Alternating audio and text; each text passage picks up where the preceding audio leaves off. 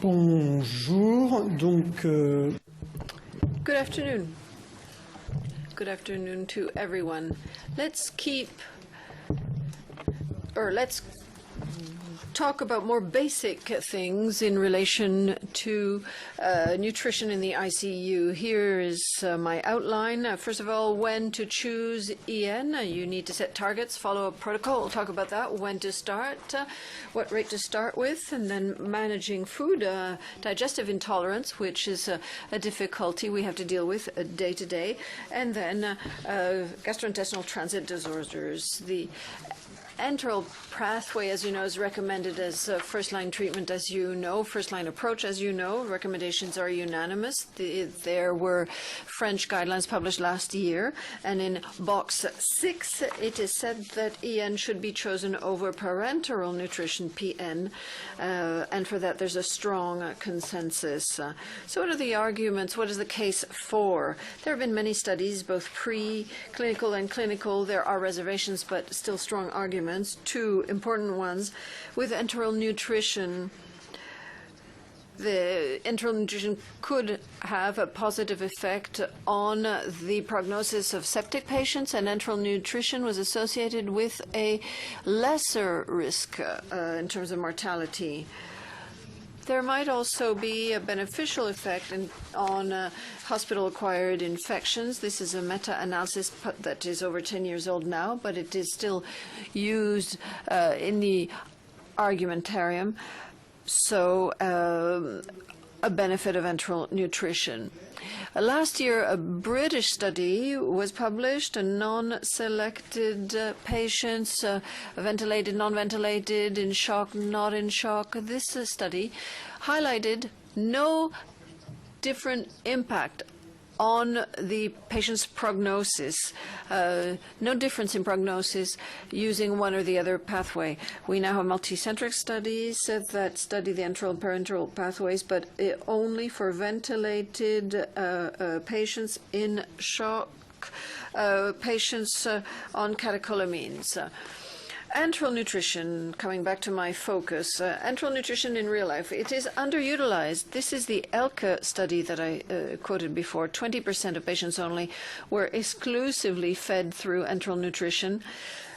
Other observational groups tried to identify the causes of not providing EN. In over 1/3 of the cases, there was no clear cause. It was not clear why EN was not used. What is clear is that it is quite a challenge to do enteral nutrition correctly. Here's a 15-year-old study published by Bernard de Jong, but it is still relevant. When you look at more recent studies, you see that the factors for discontinuing enteral nutrition or problems with delivery are usually mechanical problems, dealing with having to do with the tube, or because to perform an examination you have to stop enteral nutrition. Some teams decide to stop enteral nutrition before extubating a patient. One might wonder whether that's a good thing or not. And there are also issues related to digestive intolerance that I'll talk about later. So this study and others since then have shown that enteral nutrition solutions were underutilized, and that gets true as the patients get more severe. Patients on vasoactive drugs were seen to be less frequently fed through EN than others. I think one should still ask oneself whether one should go for EN as a first-line approach. Here's something that I usually start with, is that you first have to know that you need to follow a protocol, and using predetermined protocols, this is very important, makes it easier to achieve the targets. I'm not talking about feeding the patients better, but it makes it puts those targets that we've set ourselves more in reach. This was published in the JAMA in 2008. And it shows that when you follow a protocol, then more patients receive EN, more feeding solution, and the targets are more readily met. as we said, this had no impact on the outcome of patients. Here's a Swiss study where 3 periods were compared, one where no protocol was followed, a second one with protocol, and a third period where there was protocol, a protocol was followed, plus there was monitoring by a nutritionist, a dietitian. 172 patients were enlisted. What is seen is that as soon as a protocol kicks in, then enteral nutrition is more widely resorted to than when the team was not following a protocol. Also, that also means that there was more supplementation through EN. The caloric intake was more closely monitored. It's very important to show all studies. So here's another one. This was a cluster randomized trial. There were, looking at several departments, several units in a hospital, some applying a protocol and some not. In those departments where there was a protocol, patients received more calories, more protein than in those units where no protocol was followed. As I said earlier, one of the good, in between inverted commas, or one of the frequent reasons to discontinue nutrition has to do with patient procedures, planned procedures. This study looked at 121 planned procedures.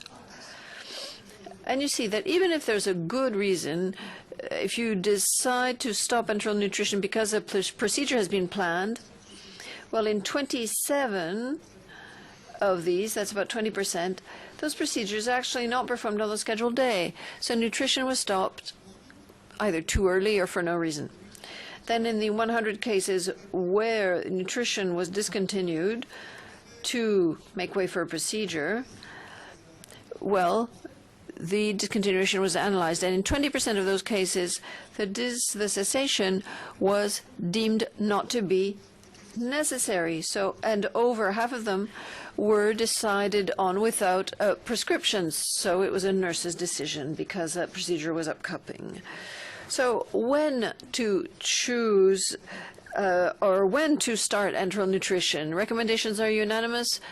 It has to start quickly, between 24 to 48, even 72 hours. There's some variation there. In the guidelines recently published in Réanimation, it says 24 hours after, within 24 hours of patient admission. I think that the biggest problems are with ventilated patients. Here's a retrospective observational study with lots of patients published in 2006. It tended to suggest that there was a relationship between early enteral nutrition and later enteral nutrition, so a benefit in terms of mortality. And this was especially true in the more serious patients with a high SAPS score. This was confirmed by this meta-analysis published in intensive care medicine 5 years ago. Results show a reduction in mortality in hospital-acquired infection when administering EN early on. So you have to start it early, and there's one clear clinical sign that should be disregarded, which is the presence or not a bowel noise. There's a recommendation that says that bowel noise should be disregarded. So it's a very low recommendation. It's only an expert opinion. But you see that in this observational study published in a journal 2 years ago, they look at the absence of bowel sounds that were associated with a reduction in 28-day mortality. Doesn't mean that there's no causal effect. It doesn't mean that patients with no bowel sounds should not be fed. It's simply that the absence of bowel sounds may be relevant, may have some relevance. So what is the initial flow rate that should be chosen? Almost all guidelines say that there should that the feeding flow rate should be increased slowly over 2 to 3 days. Actually, there are no official recommendations or no data showing this. There's only one randomized study that looked at this, published 6 years ago by a team in Angoulême, France, and it showed that when you initially started at the rate required to reach the patient's targets, there is less caloric deficit, and there seems to be no bad adverse effect, including digestive. So no hospital-acquired pneumonia was actually recorded. That's perhaps the only thing that was not covered. So no digestive effect. However, we know that patients in the ICU suffer from digestive intolerance that is due to gastroparesia or delayed gastric emptying. I'm not going to go into the details, but it's the pylorus is hyper contractile, and there is general hypocontractility of the rest of the stomach. This was a study published 15 years ago. It was observed that half of ICU patients are considered to have digestive intolerance, and the longer the stay, the higher the number of patients who show digestive intolerance. And that's for the reasons I mentioned. We all know this cascade.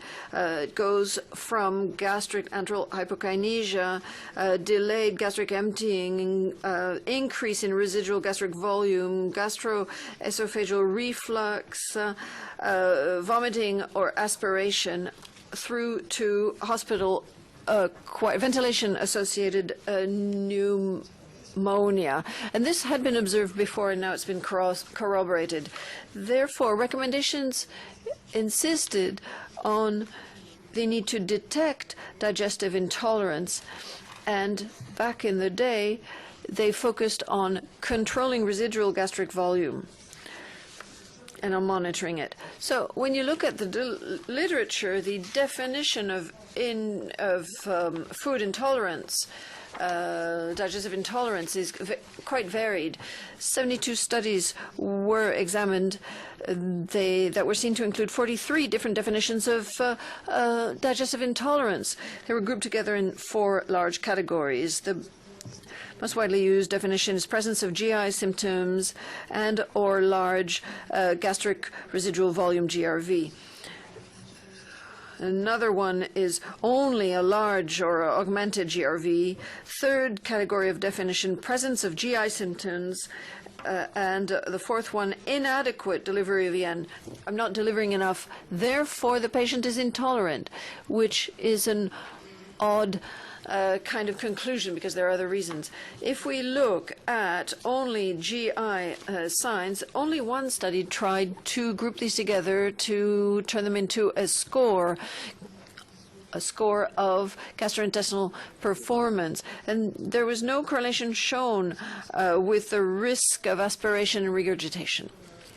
That is why the monitoring of GRV continued to be the only recommendation, even in recent studies, including very complex algorithms were published to help manage GRV. But for several years now, many authors have been wondering whether we weren't chasing a red herring. Just to go quickly, increased GRV and intolerance, was it increased with the risk of vomiting and hospital-acquired pneumopathy was not demonstrated. Other studies, including this one, showed that there was no relationship between GRV values as measured and the risk of regurgitation and or aspiration.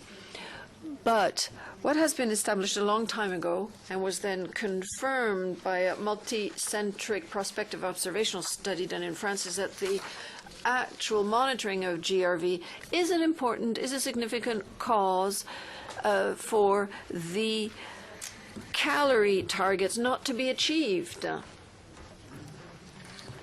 The more you monitor, the less you achieve. So here is something that was published 2 years ago, a study called Nuturia 1, a randomized multicentric trial to test for non-inferiority. The objective was to test the assumption according to which not monitoring gastric residue was not associated with increased risk of VAP. So 2 groups of patients, GRV was not monitored. The patient was just examined to see if there was vomiting or regurgitation. Number 2, measuring of RGV. So then we looked at the number of patients, the rate of patients that showed an episode of ventilator-associated pneumonia within 36 hours after intubation. So remember that there was no difference in the number of patients having a hospital-acquired pneumonia, and the volume of residual gastric volume, the actual volume was not correlated with the incidence of pneumonia, irrespective of the criterion used. Cumulative incidence of VAP or total number of VAPs. Nevertheless, in the group where residual gastric volume was not monitored, there was more vomiting, 40% more. And in the other group, 27%. No consequence on pneumonia, as we saw. No consequence on mortality, on the prognosis. However, this was an expected outcome. When there's no monitoring of RGV, you are better poised to achieve the nutritional objectives the nutritional targets in terms of calories. So better no control than control. So when we look at digestive intolerance, in the Nuturia study, 27% of patients showed vomiting when RGV was monitored. In the rain time study, 15.5% of patients, but only during the first week of their hospital stay. So it's quite a frequent occurrence, probably with no impact. However, when vomiting is so bad that you can no longer feed the patient because there's too much and continuous vomiting, you have to fight this intolerance. You have to do something to increase stomach contractility using a prokinetic. You have to bypass the stomach in particular, and maybe reduce or even discontinue enteral nutrition. The nasojejunal tube, of course, you can increase feeding of the patient. However, you almost always need endoscopy. It takes time, it takes staff, and it does not reduce the risk of aspiration and hospital-acquired pneumonia. So it's to be used as second line approach. So there are prokinetics. There are 3 kinds that flashed up on the screen. Erythromycin was seen to be effective in treating intolerant patients. Here, it was studied in a randomized study in non-selected patients. Some were tolerant, some were intolerant. But it was seen to improve tolerance and the delivery of enteral nutrition. So in your departments, you have to realize that all patients are not equal. This study studied patients with intracranial trauma, many different patients. You see the categories here had more delayed gastric emptying than others. We looked at patients lying supine.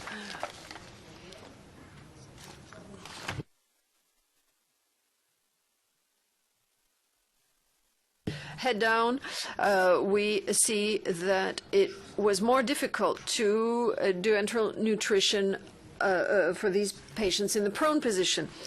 It's more difficult to feed them, and therefore they are less frequently fed using EN. Perhaps you could think of protocols in your hospitals. This is what was tried here.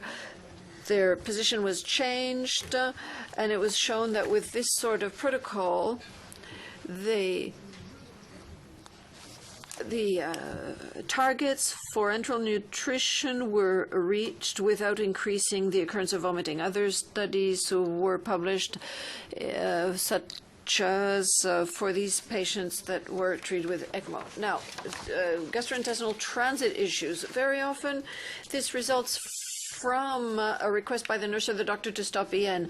Diarrhea, 23% of patients in the Nuturia 1 study, 21% of the REIGNIER 1, so about 20% of patients in the ICU. Not associated with mortality, neither in the REIGNIER nor in the TIBO study. The last one was published in 2013. Diarrhea is defined by 3 liquid stools per day.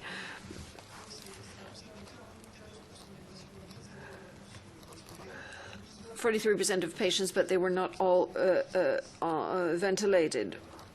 They were observed at day 6, and a large majority of patients had no diarrhea. So Clostridium was a very rare cause, as observed in Nuturia 1.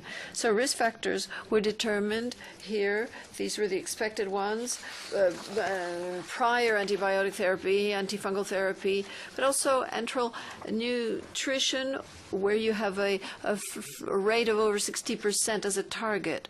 So when you associate all these, a high flow rate can indeed lead to diarrhea, but there's no relevance on the actual prognosis.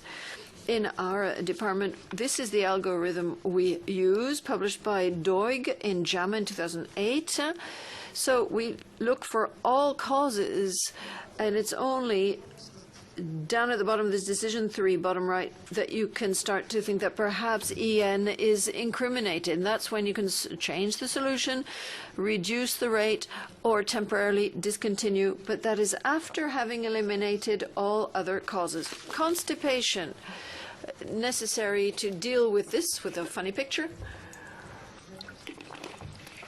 The only study was published by the University Hospital in Rennes in France, 609 patients. Constipation was defined as no stools for more than 6 days after ICU admission. This was observed in 68% of patients, which is a high number, and an increased rate of complications, particular hospital-acquired pneumopathy with risk factors, hypertension, or initial hypoxemia.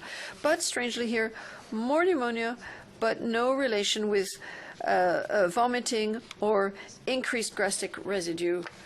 Therefore, the mechanism here is still unclear. Constipation, for the moment, we don't really know what to do about it or why there's a consequence or complication of hospital admission. Should it be prevented? In fact, we don't know if it should systematically be treated. We don't really do much about it. We only do something when there are associated digestive signs. Conclusions. I think it is still relevant to consider that EN should be the first-line treatment. Nutrition should start as quickly as possible. Start at the target flow rate from the beginning. Don't measure gastric volume because it can increase vomiting and therefore delay delivery of nutrition. Prokinetics should be used only when vomiting is a real problem and interferes with nutrition. Identify high-risk patients within the patients that you admit, and most importantly, use a predefined protocol. This is what we use, as well as one that was in Nuturia 1, Nuturia 2. So it's very precise, looks complicated, but the nurses know it by heart. It's quite a simple flow chart to manage these digestive disorders in the ICU. Thank you. Bonjour. Donc, Good afternoon. Good afternoon to everyone. Let's talk about more basic things in relation to nutrition.